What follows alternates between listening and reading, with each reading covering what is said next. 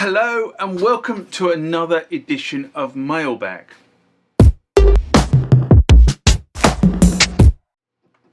What is Mailbag? Well, Mailbag is a feature of the channel where you guys leave lots of comments on the channel and I attempt to answer those comments, or if I can't answer those comments, I throw it out to you guys who have more knowledge on some of this stuff than I do. So let's get into the first mailbag of this session. Remember, like, comment, subscribe to the channel. Go over to Instagram and follow me there. Go over to Facebook, follow me there. That's where the normal notices are. And consider becoming a Patreon.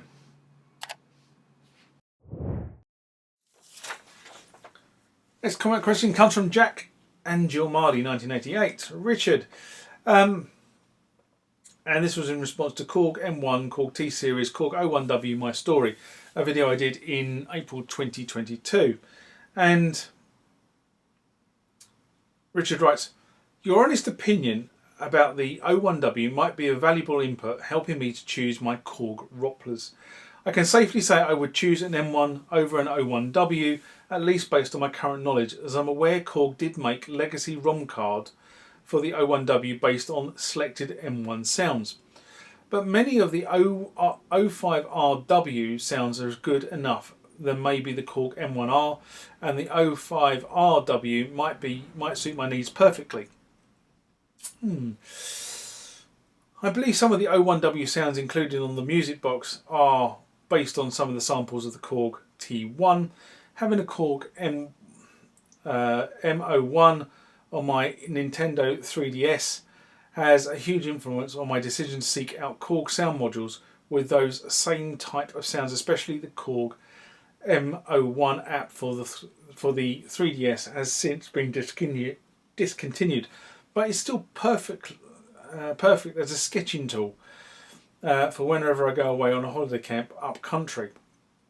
Although there is a Korg gadget on the Nintendo Switch, my only criticism for that is the gadget has far more emphasis on synthesized sounds than acoustic instruments. Although you still do get at least a few acoustic instruments type sounds in one of the so-called modules on the gadget. Okay, the Korg O1W gave some improvement in tonal capability over the Korg T1 and M1 before it. However, in essence, all three platforms really do share the same PCM samples as the basis of synthesis. Additional samples were added to the factory set with the release of the Korg T1 and then again with the release of the O1W. Now, I've had an M1RX, but never really investigated the difference between this and the Korg O5W. Of course, Korg never released a rack mount version of the Korg T series. So you kind of jump from the M series to the O1W series, but you never had a rack mount of the T series.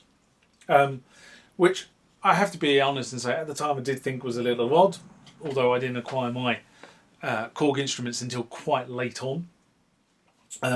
So these decisions and these decision points would have been thought about far after the instrument was released, for me anyway. And but other than additional patch storage, sequencing capability, there wasn't a major change in functionality from the M1 to the M1R. So the Korg M1R really did just continue to sell. The Korg O1W, having the same basis, may have stated that tones of the O1 were not as bright as those as patches if played on the Korg M1 or Korg T1. The Korg O1W, again in essence, just built on the previous two instruments, but didn't really sell well, as there was not enough difference between the M1, the T1, and the O1W, or the M1, the Korg T series, and the O1W series, to force users to upgrade. Yes, there was a different patch set on the O1W. They did change the base factory install on the O1W from the two previous platforms, but it wasn't really a big enough change. in my opinion, if keyboards were sufficiently different, there would be an emulation version of the Korg T1, there would be an emulation version of the Korg O1W, as well as the Korg M1, which is emulated. And I have to say, with the Korg M1, emulation is very, very close to the original instrument. Many people have told me this. I don't have per se. I do have something on the iPad, but I don't actually have the Korg VST installed in a DAW. In my view, if you want the rack mount unit, my view is to go for the Korg M1R, if you can get hold of one, because you will get a lot of bang for your buck with that platform. I'm being right butterfingers today. I keep dropping things. It's really getting right on up my nose. Anyway, next comment or question comes from Off the Matrix 5310, and this is in response to Yamaha's flagship synths backwards compatible. Shame about the competition. A video I did in January 2024. Oh, first one for 2024. Anyway, Off the Matrix writes, I've never tried patches from a Korg Kronos to my Korg Triton, but to my surprise, when I did, the samples and the key maps I made on the Korg Kronos should or could be loaded on the Triton.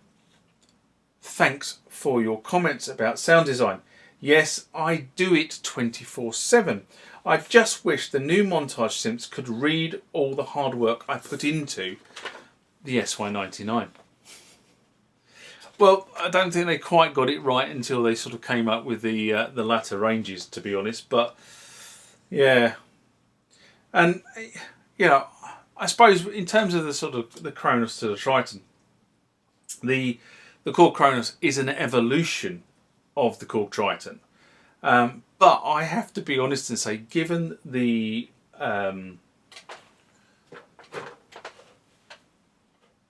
given Korg's track record on a lot of this stuff, I am really surprised you can get a Kronos sample pack and key map to load on the Triton. But as I always say, and I've said it many, many times, you learn something new every day.